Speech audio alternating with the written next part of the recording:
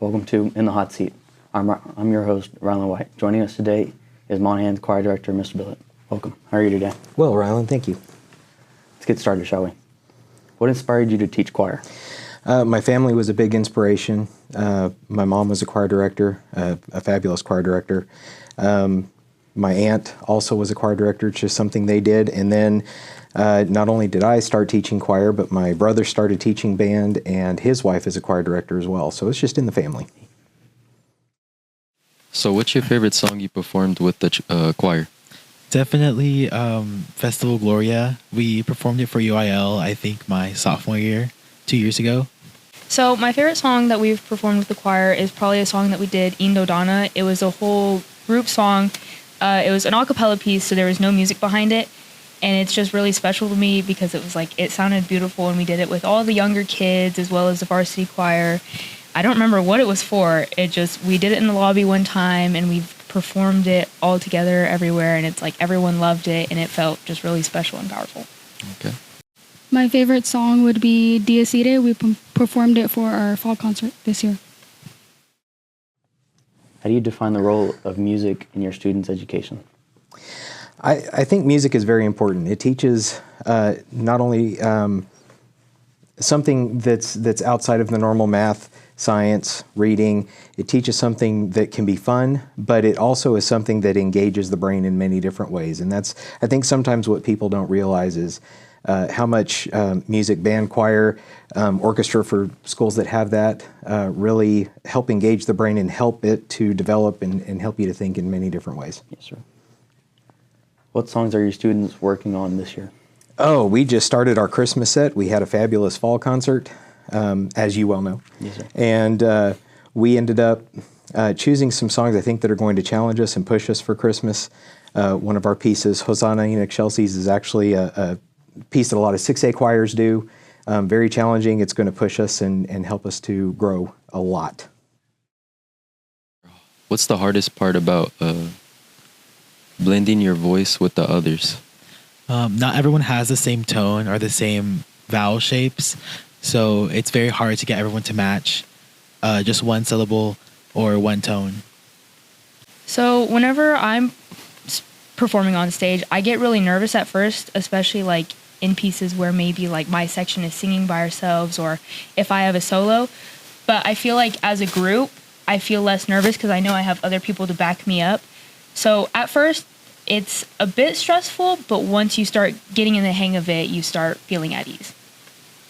I would say sounding the same as others, so like tone and vowels, and just trying to work with each other. What's one assignment that consistently surprises you with the creativity of your students? I'm not going to say one assignment in particular. I'm going to say that when we get to a concert and we get to that performance and I see the culmination of everything we've been working towards, and I see the expression and the creativity and interpretation of the music that we chose when we get on the stage and we actually are performing it for people, that's what really just makes me realize that my students have a lot of musicianship and creativity. How does it feel when you're performing on stage? At first, it can be very stress-inducing. You get very nervous on stage around others, but I think once you start to perform more, you get a little less anxious. I would say probably just like matching tone, vowel shapes, volume, because the entire point of choir is you want your section to all sound like one voice. So you have to make sure everyone around you understands what you need to do to sound like the same. So really just communicating with others, keeping your ears open, and like understanding how everyone needs to sound in order to sound good. At first, it is very like nerve-wracking and scary, but the more throughout the concert, it does start to get funner and easier. How do you encourage students who doubt their musical ability to keep practicing and improving? Honestly, I just tell them to do it anyway.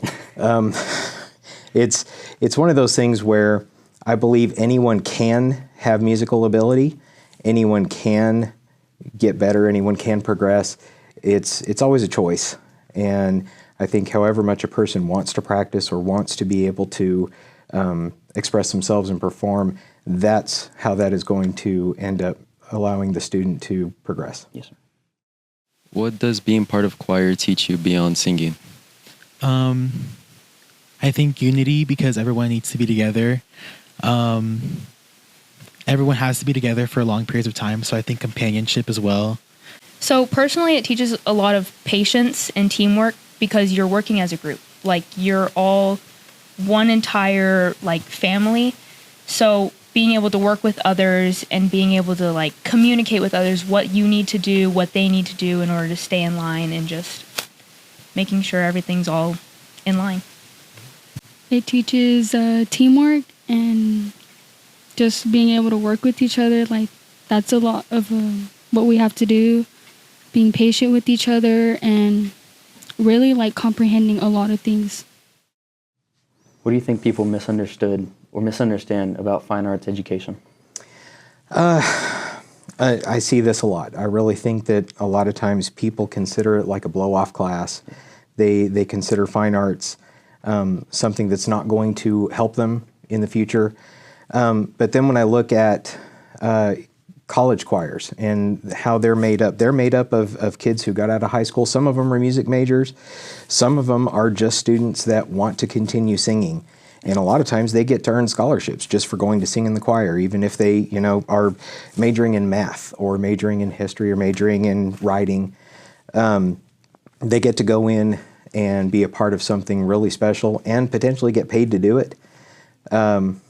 But also fine arts education, again, it helps creativity, it helps the brain in many different ways. Statistics show that students in fine arts classes typically perform better on SAT, ACT, standardized testing, that kind of thing, because of how it makes them think.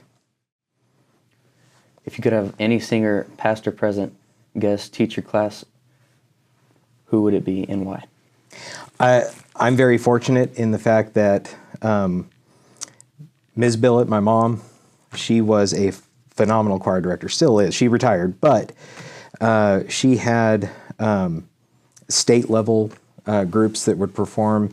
Lots of other directors in the state just really thought of her as being an incredible director. So the fact that I had her teaching with me for 7 years, and I still get to bring her in every now and then and work with kids is just amazing.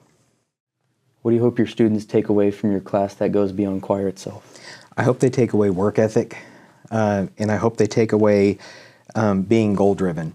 One of the things that our classes make us do is have a 6 to 8 week goal. We start music here, we end it here. How do we get to there? Point A to point B. And sometimes it's big work that we have to do. Sometimes it's little work. But every day we have to improve and we have to push ourselves. And we can't really have off days, right? We can have days where maybe things aren't going real great, but when we get in there and we get into rehearsal, we've got to move and we've got to realize that we have only so many days to reach a goal. Yes, sir. And we've got to hit that goal. Yes, sir. This has been In the Hot Seat. Thank you for joining us. Absolutely, Ryland. Thank you. Thank you.